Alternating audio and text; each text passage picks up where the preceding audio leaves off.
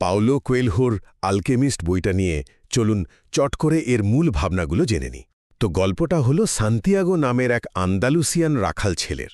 সে বুঝলেন একটা স্বপ্নে দেখা গুপ্তধনের খোঁজে স্পেন থেকে মিশর পর্যন্ত বিশাল এক যাত্রা করে। কিন্তু আসল কথা হলো এই জার্নিটা যতটা না বাইরের তার চেয়েও বেশি ভেতরের।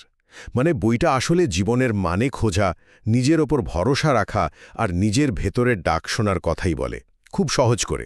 আচ্ছা, তাহলে বইটা থেকে আমরা ঠিক কি শিখতে পারি? প্রথমত, একটা দারুণ ব্যাপার হলো যখন আপনি মন থেকে কিছু চাইবেন, সত্যিই চাইবেন, তখন দেখবেন যেন পুরো দুনিয়াটাই আপনাকে সেটা পেতে সাহায্য করছে।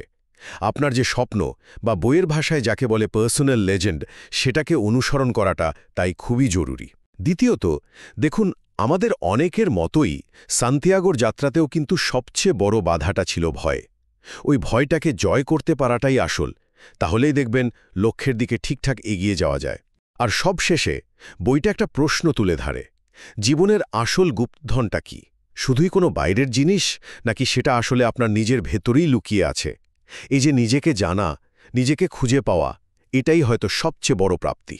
তাহলে এক কথায় বললে, আলকেমিস্ট আপনাকে শেখাবে কিভাবে নিজের ভেতরের শক্তিটা চিনতে হয় আর জীবনের আসল উদ্দেশ্যটা খুঁজে নিতে হয়।